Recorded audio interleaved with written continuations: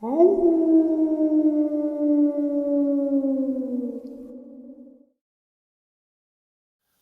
greetings and salutations, everyone. I hope everyone is doing well today. Today is the last day of 2023, and thank you for spending this little bit of time with me. I hope you guys that were with me last night had a great time in the live stream. Today I have some very horrifying experiences to share with you. Before we jump into them, a couple links. As you all know, I rely on Patreon, PayPal, channel membership, and the merch to help the channel to continue to grow and go. Links to Patreon, PayPal, and channel membership is in the description below. The merch is displayed directly under the video.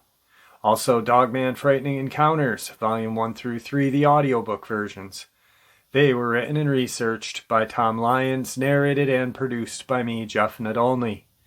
Those audiobooks are available on Audible, Amazon, and iTunes, links to which are also in the description as well. And finally, last but definitely not least, if you'd really like to help support this channel to continue to grow and go, simply subscribe. It does not cost you a cent. Click that like button. It takes half a second. If you don't want to miss out on any of the informative uploads I put out daily, click that bell icon, and folks, please leave a comment. Why? Well, because all these things, they really do help this channel to continue to grow and go. And yes, folks, they definitely do matter. Now, everyone, I have taken far too much of your time.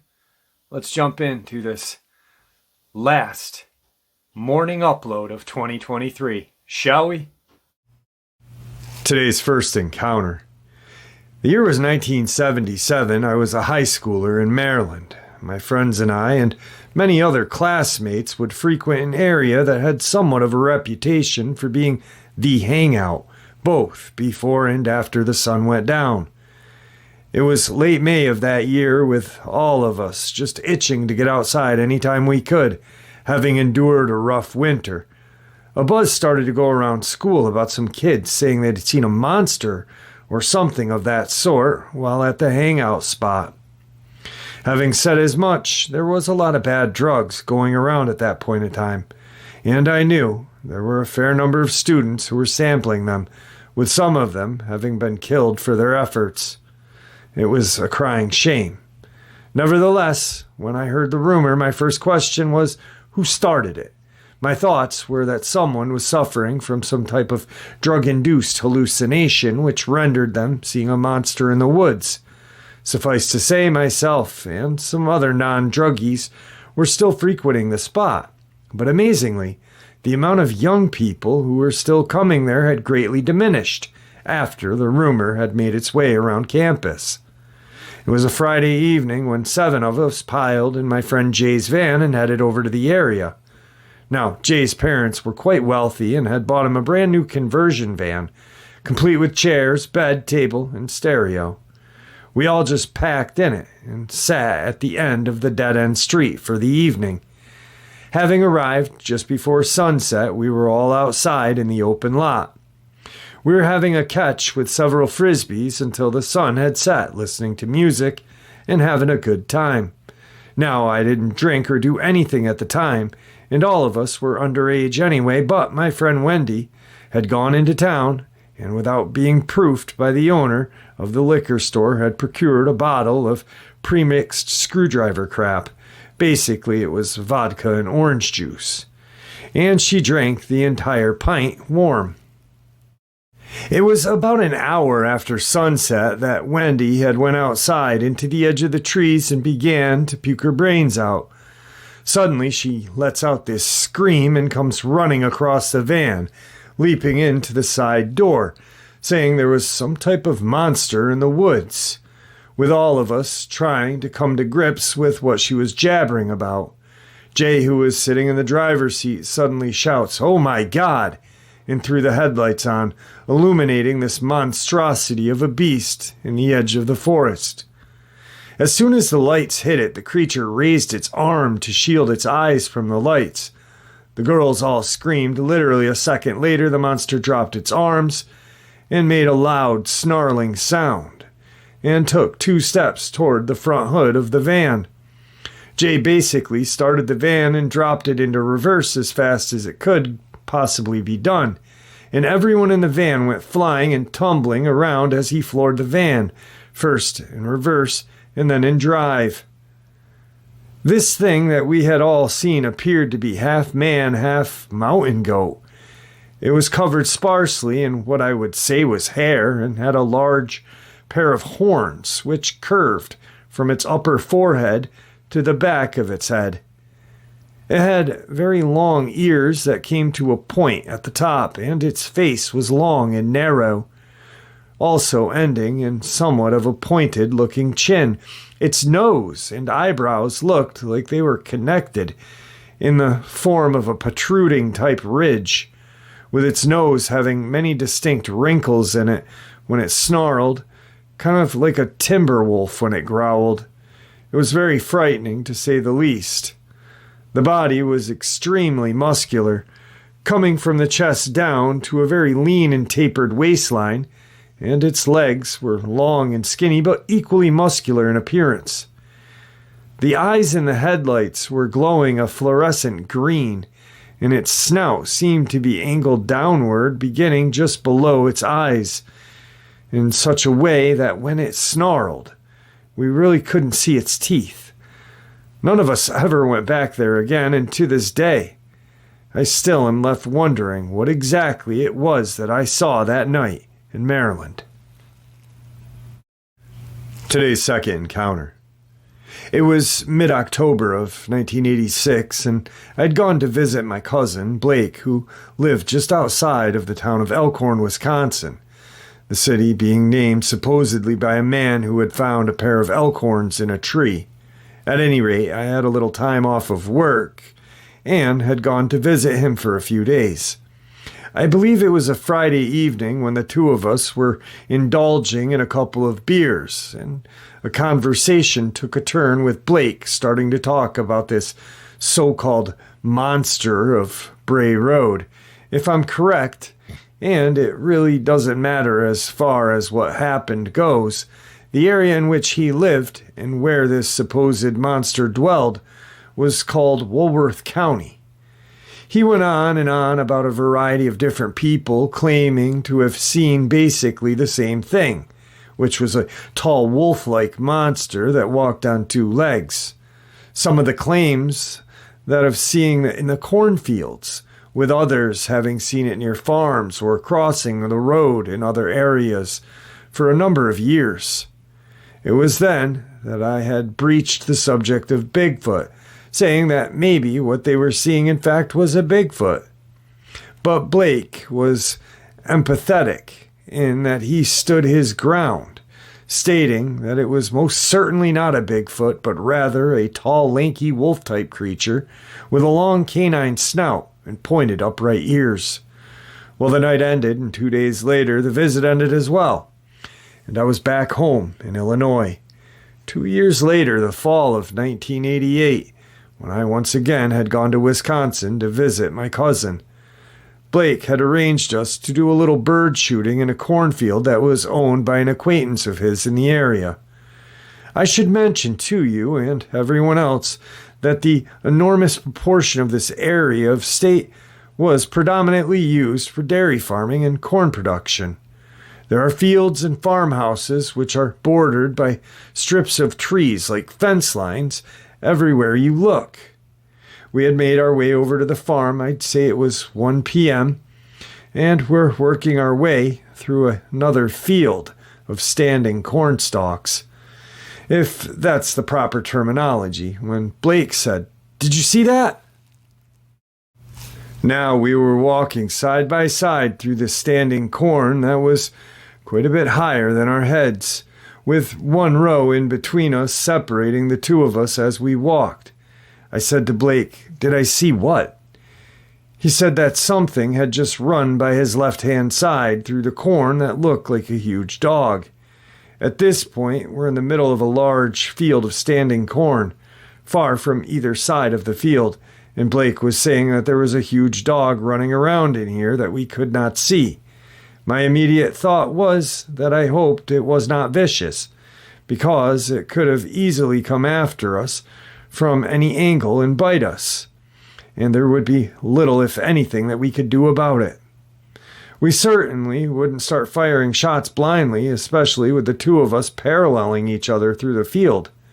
We stood and listened as both of us had heard something rustling in the corn coming from different directions, but nothing else was visible. I have to say, at the time, it did seem like something was circling us, moving at a very rapid pace.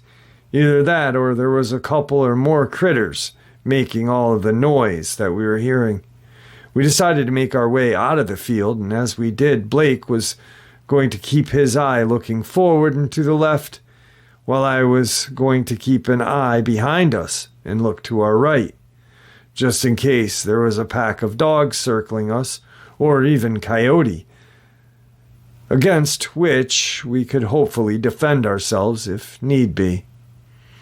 It was only a few moments into moving out of the corn, as the two of us were moving side by side, that Blake said, "Son of a bitch, what was that?" As I turned quickly to look, my view of the direction in which he was looking was broken up by the standing corn between us. While he was looking straight down a row between the stalks, he shouted, "You mother jumper!" pulled the trigger, after which I heard a loud kind of deep yelp, which was followed by something running through the corn away from us. He then said, "Start running and don't stop," as we were both now tearing up through the cornfield, heading back in the direction that we had just come from. When we broke clear of the field, we stopped to catch our breath. I asked Blake what he had fired upon, having seen nothing myself. He told me that this thing had first stepped into the corn row in front of him. It was on all fours and appeared to be a very large canine, almost like a timber wolf. He said, as his mind was trying to process it, it didn't make any sense, with nothing of the sort being known in the area. It was then that his mind shifted gears to start thinking about the monster of Bray Road. And before he could really make sense of anything, this beast stood on its feet and took a step towards him. That's when he pulled the trigger. He described it as being at least 7 feet tall, with long, thin, muscular arms and legs.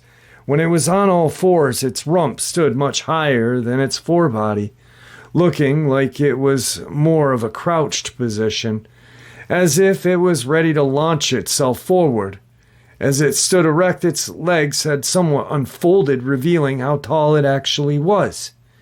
He said that its face reminded him of the character Wile E. Coyote in the Roadrunner cartoon, having a long snout with visible teeth both top and bottom, and its claws appeared to be more along the lines of hawk talons than what anyone would see on paws of a wolf or a large dog.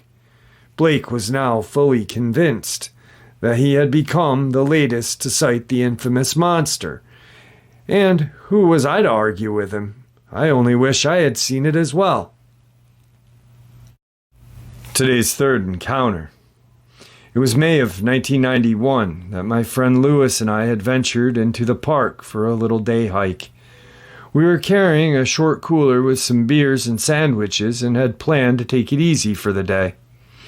This area was southeast of Mendville, which is fairly close to where I live.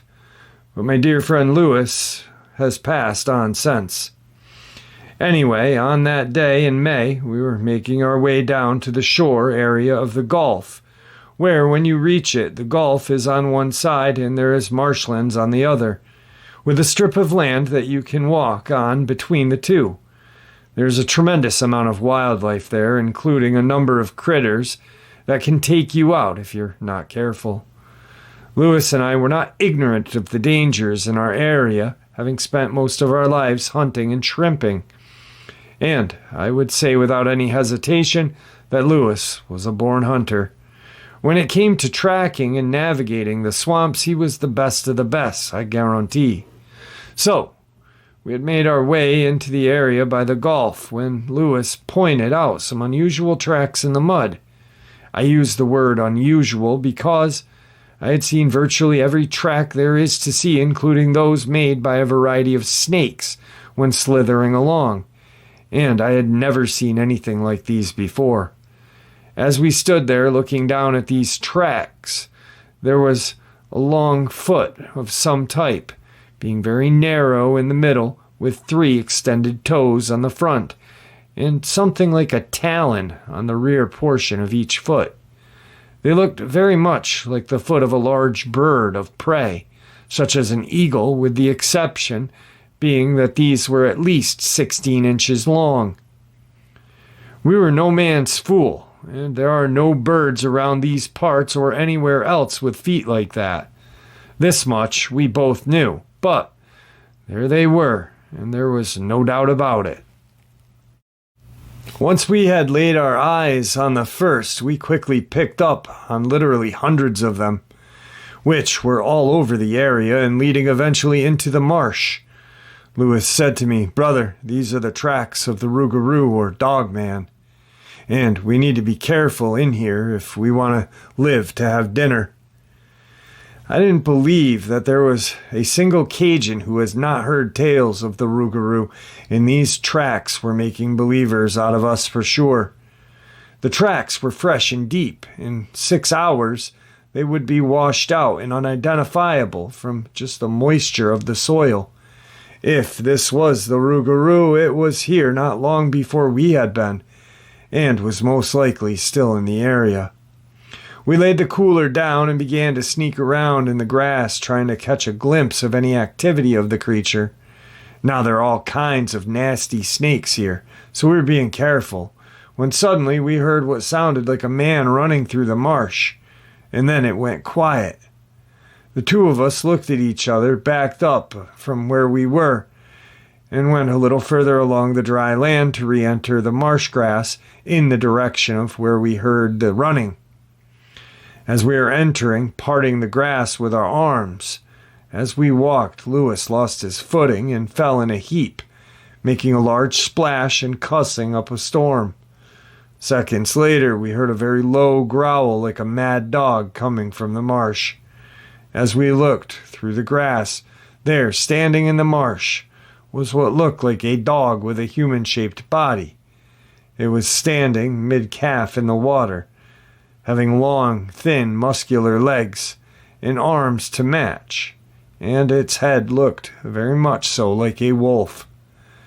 There wasn't much hair on its body, but the head had quite a bit. There was a long snout with a black nose and pointed teeth. It looked just like a painted German shepherd. I have to say that it was at least 7 feet tall, taking into account it was standing in the water. Its arms hung by its side just like a human, but the hands were very different, kind of matching what the tracks looked like. The fingers were long and spindly, with what seemed like talons at the tips, just like those of a hawk, only straighter and round. This thing was not moving. It was just staring us down like it was going to attack at any second. Louis looked at me and said, "Brother, let's just ease out of here." We started backing out with one eye in the direction and one in the other, while listening for any movement in the water, and there was none. We turned up the heat on our walking and left the place lickety-split. I never walked so fast in my life. In fact, we had bypassed where the cooler was and just left. I have no idea that thing was or where it had come from, but it was there and we saw it. I don't expect many to believe this, and trust me, I have told more than a few. This is the kind of thing you hear at a pub after the regulars have consumed a few, but this was no ghostly apparition. It left physical tracks and moved the water with legs. This was flesh and blood monster.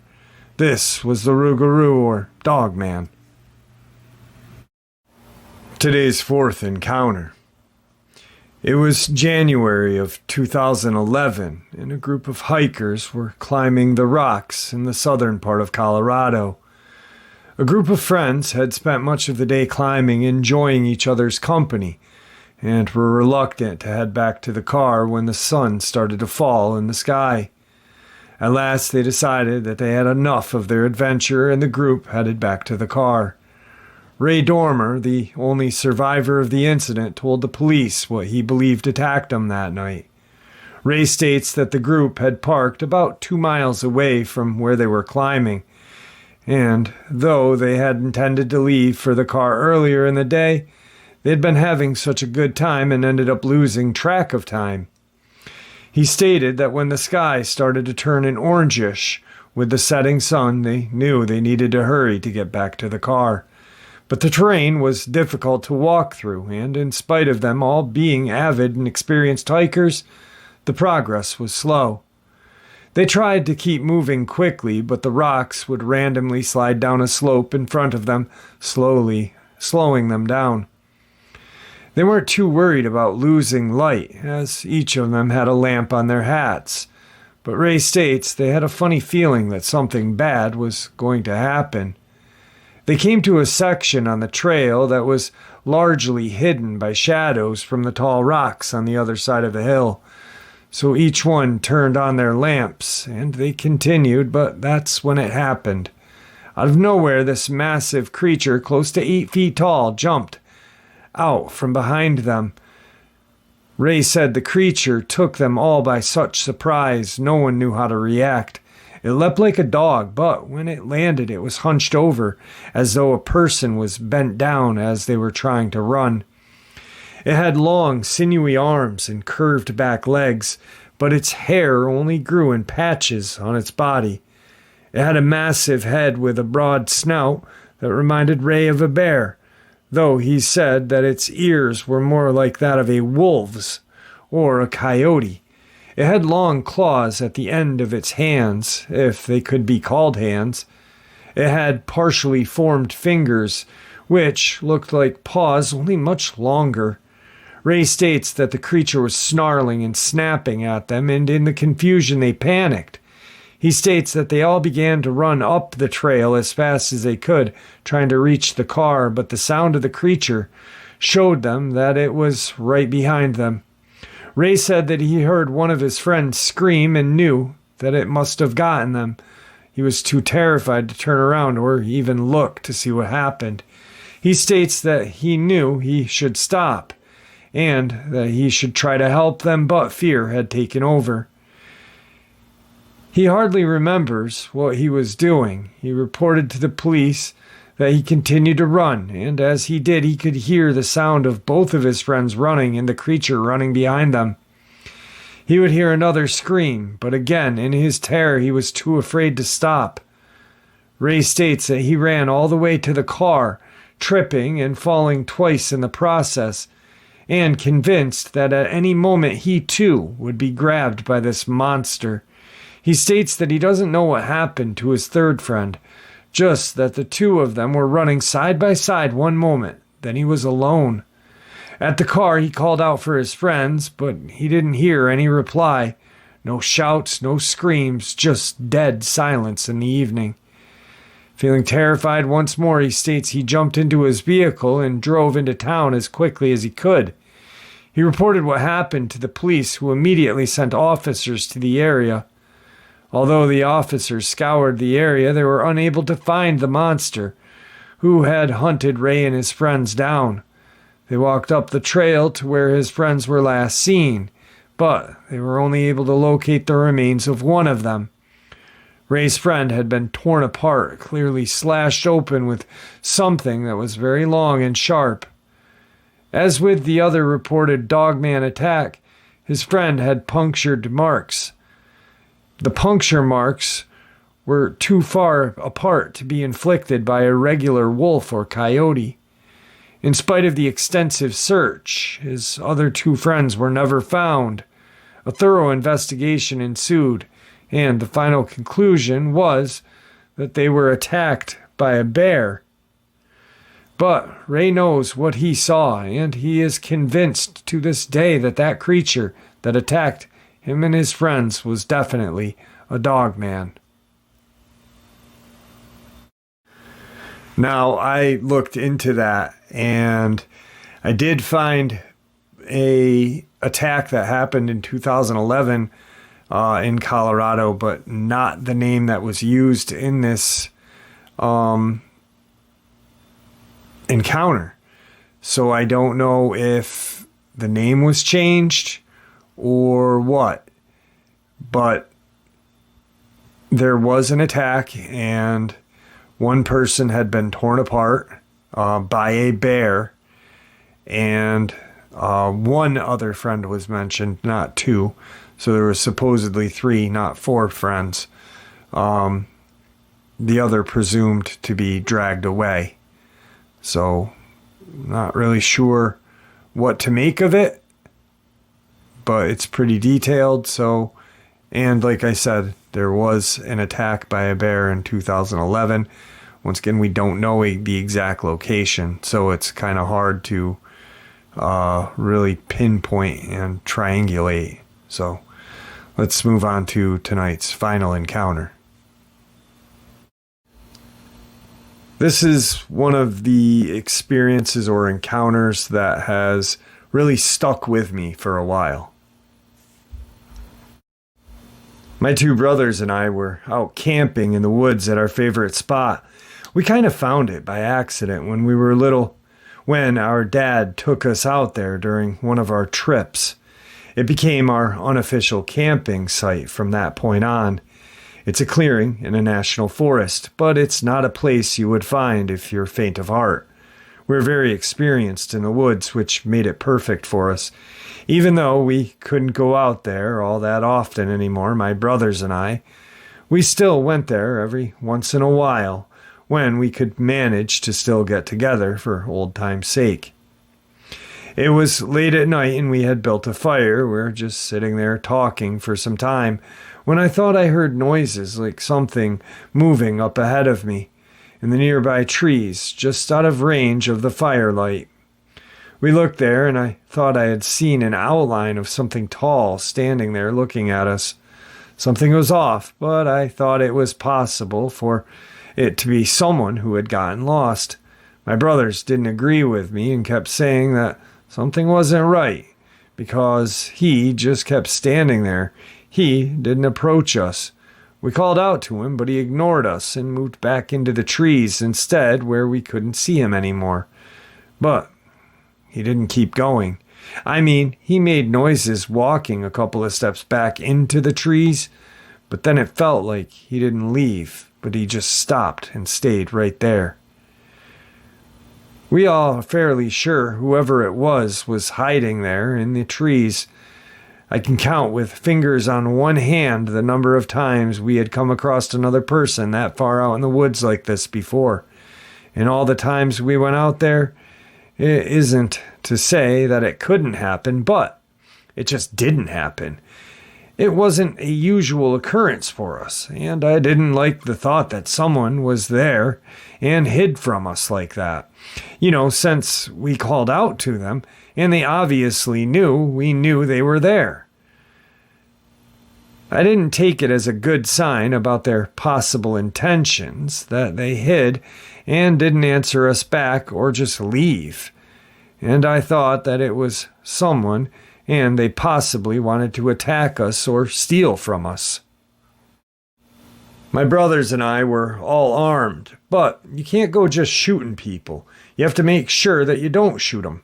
I mean, it could be a drunk guy messing with us, or it could be someone lost in need of help. But who's going to be messing around with us out there so late at night? I didn't think it would be someone messing around, but I had to make sure that they were not actually up to something. I got up and walked closer to the trees. My gun was drawn and tried to shine my flashlight on what I still believed at the time was someone hiding in the trees. When I got close, the smell of wet dog and urine hit me like a blast out of nowhere.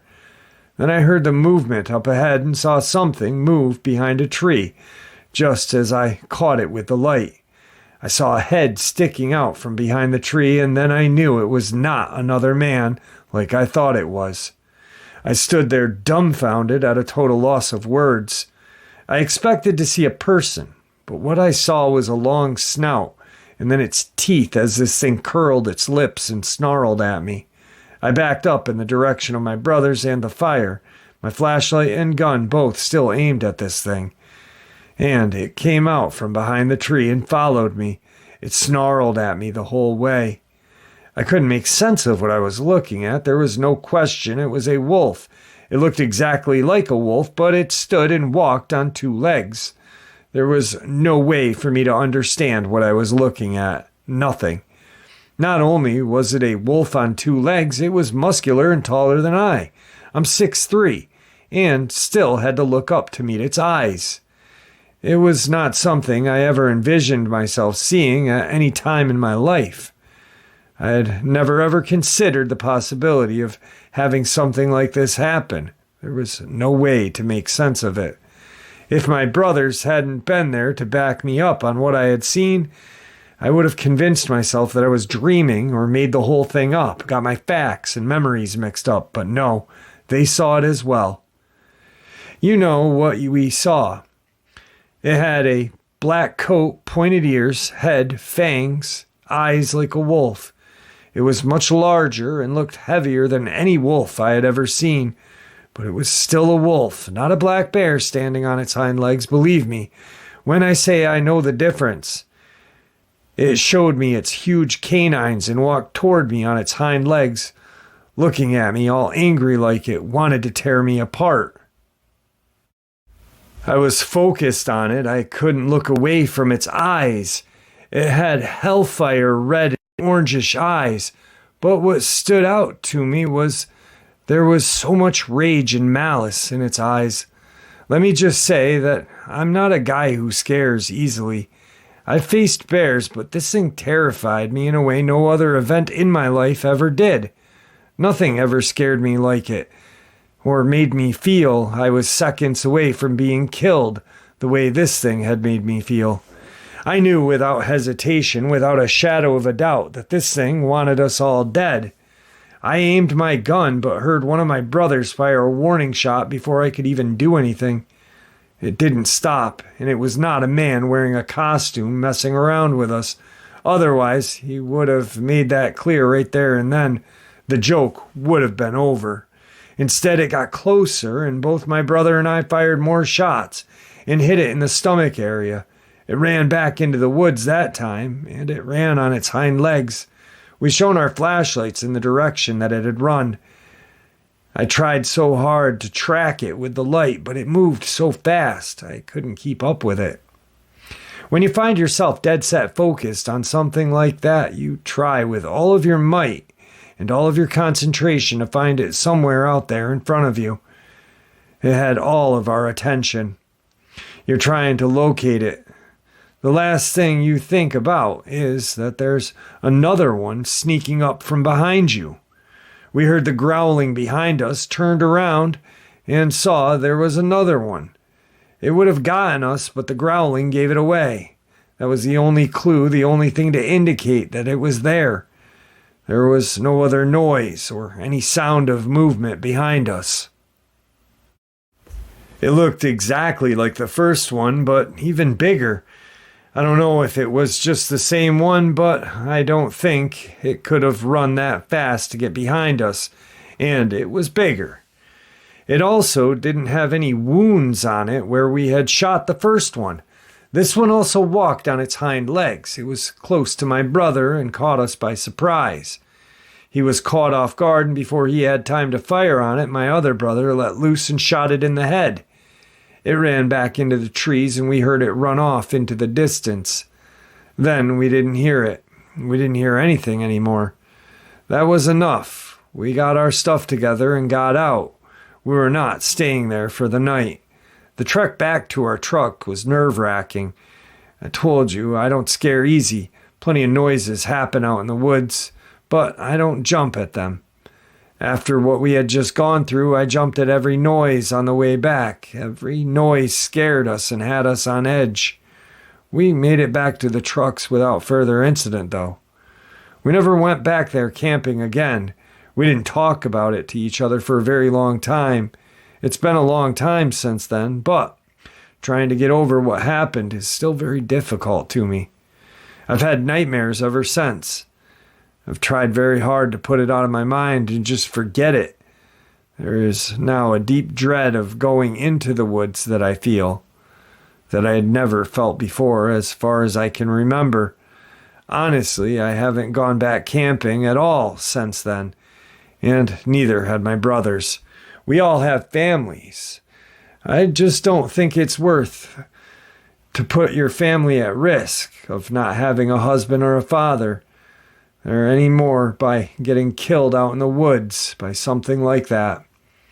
I tried to find information that would help me understand what I had experienced, but it was no good. I wanted to talk about it with someone who knew what these things were, what I saw out there, and who had some real knowledge on them. I really did. But I don't go talking about it to anyone, and I'm not about to go back in the woods and look for them. Before I saw them, I didn't believe any stories like this. I understand if people don't want to believe me. What I say happened. Life is like that. But I don't care if someone else believes me or not. I know what I saw, and my brothers know what they saw. We know what we saw out there in those woods that evening. All right, folks, happy New Year's Eve. I hope you all are having a wonderful day with friends and family. I will be putting uploads out all day. And if you guys by chance go and celebrate, please be safe. Don't drink and drive. You're not only putting yourself at risk, you're putting others at risk. And I'd hate to have anyone get in an accident and become a statistic. Thank you guys for supporting the channel. Your support is what makes this channel so special and what continues to make it grow and go. Please stay safe, happy, healthy, and ever vigilant, keeping an eye on our children, our pets, our family, and friends. These creatures are real. They're out there. They are dangerous. Share this information with the people you love and care about, and it may just save their lives someday. Until next time, never stop pushing back, and God bless you all.